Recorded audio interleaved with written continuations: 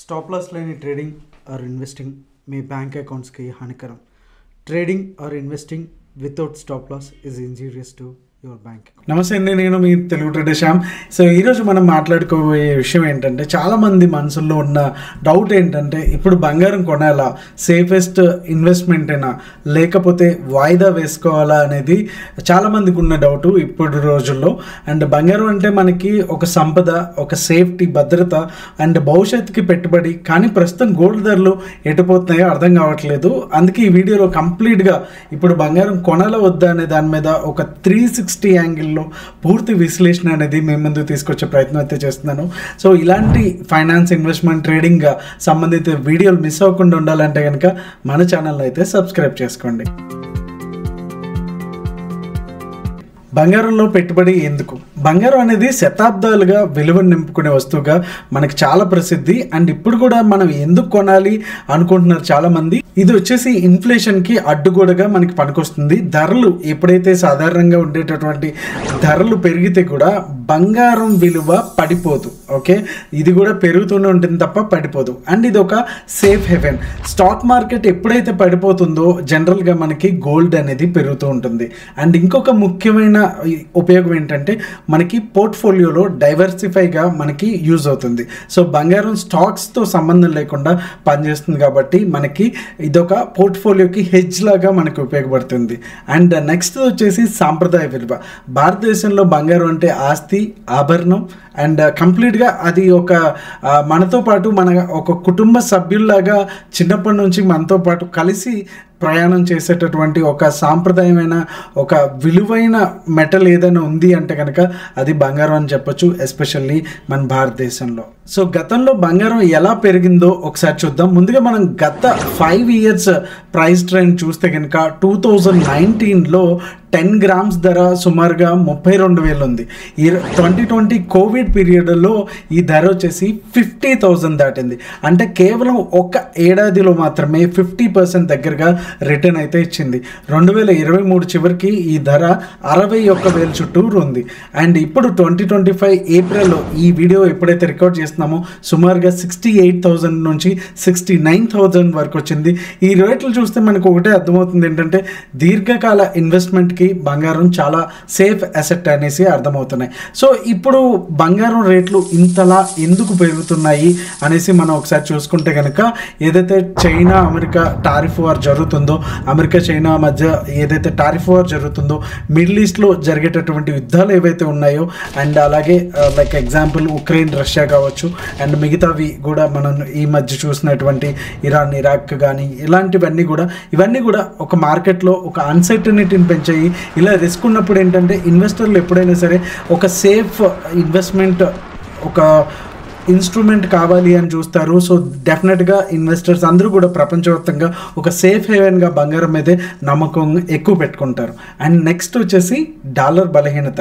Dollar బలహీన పడితే బంగారం ఎప్పుడు కూడా పెరుగుతూ ఉంటుంది. ప్రస్తుతం అమెరికా ఫెడరల్ బ్యాంక్ వడ్డీ రేట్లు తగ్గించడం కూడా దీనికి ముఖ్య కారణంగా మనం చెప్పుకోవచ్చు. నెక్స్ట్ వచ్చేసి సెంట్రల్ బ్యాంక్ కొనుగోలు. చాలా దేశాలు, ఇండియా కావచ్చు, చైనా కావచ్చు, రష్యా కావచ్చు అండ్ యూకే కావచ్చు, ఇవన్నీ కూడా గోల్డ్ రిజర్వ్లు పెంచుకుంటున్నాయి. ఇవి కూడా మార్కెట్లో డిమాండ్ పెరిగేలా చేస్తుంది. అండ్ ఇది వచ్చేసి మనకి బంగారం అనేది ఒక limited asset. So world gold council ప్రకారం కూడా మనం చూసుకుంటే కనుక ఇంత మొత్తం మాత్రమే మనకి గోల్డ్ నిల్వలు ప్రపంచవ్యాప్తంగా ఉన్నాయి అనేసి. సో వన్స్ ఒక ప్రోడక్ట్కి డిమాండ్ ఉంది అంటే కనుక దాని లభ్యత, అంటే దాని అవైలబిలిటీ లేదు అనుకున్నప్పుడు దాని ధర అనేది, డిమాండ్ అనేది భారీగా పెరగడాన్ని మనం చూడొచ్చు.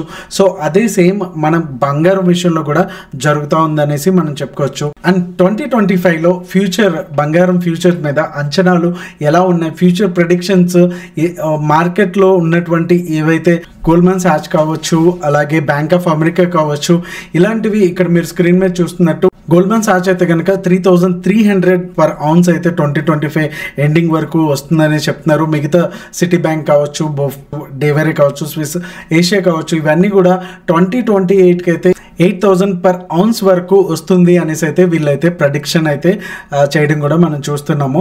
అలాగే అయితే ఇది పూర్తిగా మార్కెట్ యొక్క పరిణామాల మీద ఆధారపడి ఉంటుంది.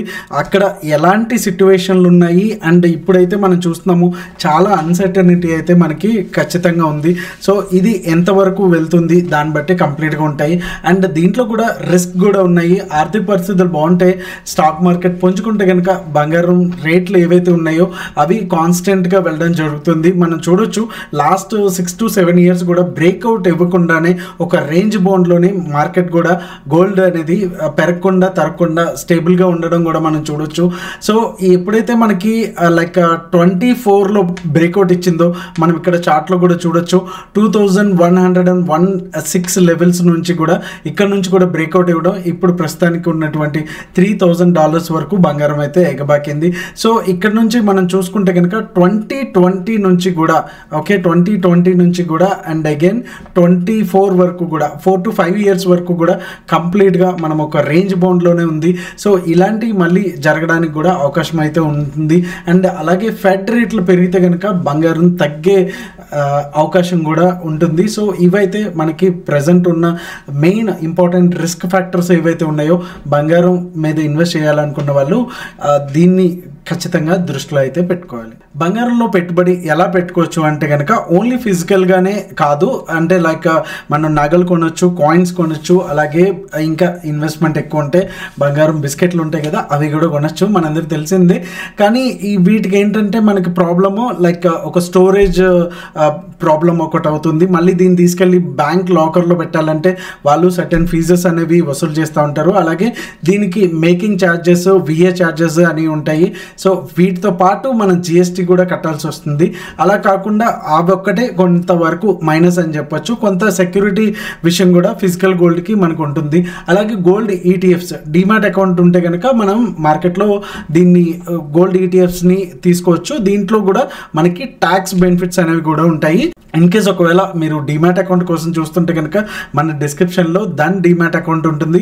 సో దాంట్లోంచి మీరు ఓపెన్ చేసుకొని మన గోల్డ్ ఈటీఎఫ్లో మీరు ఎస్ఐపి పద్ధతి ద్వారా, సిస్టమేటిక్ ఇన్వెస్ట్మెంట్ పద్ధతి ద్వారా ప్రతి మంత్ కూడా ఇంతని మనం గోల్డ్ ఈటీఎఫ్స్ అంటే గోల్డ్ బీస్లో కానీ మనం ఇన్వెస్ట్మెంట్ అయితే చేసుకోవచ్చు. అలా కాకుండా సోవరెన్ గోల్డ్ బాండ్స్, ఇవి గవర్నమెంట్ ఇష్యూ చేసే బాండ్స్ అనమాట. వీటికి 2.5% ఇంట్రెస్ట్ కూడా వస్తుంది. అలా కాకుండా డిజిటల్ గోల్డ్, ఫోర్త్ది ఏంటంటే లైక్ మనకి పేటిఎం, ఫోన్పే లాంటి యాప్స్లో చిన్న మొత్తాల్లో కూడా మనం గోల్డ్ కొనుక్కోవచ్చు. సో మన ఉన్నటువంటి ఆర్థిక పరిస్థితి అండ్ మనం ఎంత ఇన్వెస్ట్మెంట్ చేయాలనుకుంటున్నామో అనే దాన్ని బట్టి మీరు ఈ 4 ఆప్షన్లో ఏదైనా సరే మనం ఎంచుకోవచ్చు. సో ఇప్పుడు బంగారంలో మనం పెట్టుబడి, మన ఇన్వెస్ట్మెంట్ కొనసాగించాలి అంటే కనుక డెఫినెట్గా కొన్ని ముఖ్యమైన అంశాలు ఇప్పుడు వచ్చేవి ఏంటి అనేది మనం చూద్దాము. సో ఇప్పుడు ప్రెసెంట్ అయితే టారిఫ్ వార్ అయితే నడుస్తుంది కదా. సో ఇది కొంచెం ఒక అన్సర్టనిటీతో ఉంది. అండ్ ఈ మధ్యనే ట్రంప్ అయితే 90 days అయితే మనకి ఏదైనా సరే కొంత వెసులుబాటు అయితే కనిపించారు. సో 90 days తర్వాత వచ్చేటటువంటి అవుట్కమ్ బట్టి దాంతోపాటు గోల్డ్ ప్రైసెస్ కూడా కరెక్ట్ అవ్వడానికి డిమాండ్ పెంచి ప్రైసెస్ కూడా పైకి వెళ్ళడానికి కూడా ఛాన్సెస్ అయితే ఉన్నాయి. అండ్ సెంట్రల్ బ్యాంక్స్ ఏవైతే కొంటున్నారో ఇప్పటికీ చాలా పెద్ద ఎత్తున అయితే కొంటా ఉన్నారు. ఇందాక మనం చెప్పుకున్నట్టు China, India and UK markets కూడా చాలా వరకు కొంటున్నాయి. కొన్ని దశాబ్దాలుగా కూడా సెంట్రల్ బ్యాంక్స్ అనే గోల్డ్ అయితే చేస్తున్నాయి. మనం చూసుకున్నట్టయితే గత 3 ఏళ్ళలో సంవత్సరానికి 1000 టన్నులు, టన్ అంటేనే చాలా ఎక్కువ, అలాంటిది 1000 టన్నులు పైగా సెంట్రల్ బ్యాంక్స్ కొనుగోలు చేశాయి. చైనా మాత్రం 2025 మార్చ్ వరకు కూడా వరుసగా 5వ నెలలో కూడా భారీగా బంగారం కొనుగోలు చేసినట్టు చెప్తా ఉంది. అండ్ ఇంకొకటి ఏంటంటే రష్యన్ భయం. సో రెసిషన్ వస్తే కనుక డెఫినెట్గా గోల్డ్ అనేది చాలా మంచిగా మనకి పర్ఫామ్ చేస్తుందని చెప్పొచ్చు. ఇక్కడ మీరు చార్ట్లో చూడొచ్చు, ఇక్కడ మనకి 1973 నుంచి కూడా ఎప్పుడైతే S&P 500 ఏదైతే డౌ జోన్స్ ఎంత రిటర్న్స్ ఇచ్చింది, గోల్డ్ ప్లస్లో ఉంది అనేసి 1973లో కావచ్చు, 1980లో కావచ్చు, అండ్ 1990, 21 అండ్ 2007, 8 అండ్ అండ్ 2020లో కూడా రెసిషన్ వచ్చినప్పుడు మోస్ట్లీ మార్కెట్స్ వచ్చేసి నెగిటివ్ రిటర్న్స్ ఇస్తే కనుక బంగారం వచ్చేసి మంచిగా పాజిటివ్ రిటర్న్స్ అనేది మనకి ఇవ్వడం జరిగింది. అండ్ నెక్స్ట్ వచ్చేసి అమెరికన్ ఫెడ్ రేట్లు ఏవైతే ఆల్రెడీ కోతలు ఇప్పటికే వడ్డీ రేట్లు అనేవి తగ్గించడం జరిగింది. మరో 2 సార్లు తగ్గించే అవకాశం ఉందని ఇప్పటికే ఒక మార్కెట్లో ఒక ఎక్స్పెక్టేషన్స్ అయితే ఉంది. ఇది డెఫినెట్గా బంగారానికి అయితే అనుకూలంగా ఉంటుందని చెప్పొచ్చు. అండ్ ఇంకొక మెయిన్ ఇంపార్టెంట్ థింగ్ ఏంటంటే యుఎస్ మార్కెట్స్కి ఉన్నటువంటి పెద్ద అప్పు 2024 నవంబర్ వరకు అమెరికా జాతీయ అప్పు ఎంతంటే $36 ట్రిలియన్ దాటి రికార్డ్ స్థాయికి చేరింది. ఇది ఎలా కంట్రోల్ చేయాలి అనుకుంటే కనుక డెఫినెట్గా దానికి గోల్డ్ అనే పెద్ద ఆన్సర్ అయితే వాళ్ళకి కనిపిస్తూ ఉంది. ఇది అమెరికాలోనే కాదు ప్రపంచవ్యాప్తంగా అప్పు పెరుగుతుంది కాబట్టి ఇలాంటప్పుడు డెఫినెట్గా బంగారం వైపు ఒక్కసారిగా మళ్ళీ పరిస్థితులు టర్న్ అవుతే కనుక ఇంకా ఉన్నటువంటి నిల్వలు ఏదైతే ఉన్నాయో సెంట్రల్ బ్యాంక్స్ దగ్గర ఇంకా కొనడానికి వెళ్తుంటే కనుక డెఫినెట్గా డిమాండ్ అనేది పెరిగి ప్రైస్ అనేది ఇంకా పెద్దగా వెళ్ళడానికి ఛాన్స్ ఉంది. సో ఓవరాల్గా నా పర్సనల్ ఒపీనియన్ ఏంటంటే కనుక బంగారం అనేది ఒక స్టేబుల్ అసెట్, దాంట్లో మాత్రం ఎటువంటి డౌట్ లేదు. సో మన పోర్ట్ఫోలియోలు అన్నీ కూడా అమ్మేసి లేకపోతే ఎఫ్డీలు క్లోజ్ చేసుకొని దీంట్లో పెట్టుబడి పెట్టాలంటే కనుక డెఫినెట్గా నో. సో మీ పోర్ట్ఫోలియోలో ఏంటంటే ఒక 5 to 10% మాత్రమే గోల్డ్లో పెట్టుబడి ఉంచడం better and safe as per my personal opinion. And ఇప్పుడైతే కనుక బంగారం చాలా రేట్లు పెరుగున్నాయి కాబట్టి ఇంకా కొంత సిప్ విధానంలో గనక తీసుకుంటే కనుక చాలా బెటరు. అండ్ ఒక్కసారిగా మనం చార్ట్ చూసుకుంటే కనుక మనకి ఎప్పుడైతే ఓవర్గా ఏదైతే మీకు ఇక్కడ ఆర్ఎస్ఐ వాల్యూ చూడొచ్చు, మనం వీక్లీ టైం ఫ్రేమ్లో గోల్డ్ చార్ట్లో ఉన్నాము. ఓకే 84కి వచ్చినప్పుడు మనకి కరెక్షన్ అనేది జరిగింది. సో ఒక్కసారి అండ్ తర్వాత 2020లో కూడా మనకి ఏదైతే ఆల్మోస్ట్ మనకి ఇక్కడ ఆర్ఎస్ఐ వాల్యూ వచ్చేసి 80లో ఉండే. సో లాస్ట్ టైం మనకి ఒక 2024లో ఏప్రిల్ టైంలో కూడా మనకి 80 టచ్ అయినప్పుడు మనకి ఒక కరెక్షన్ అనేది వచ్చింది.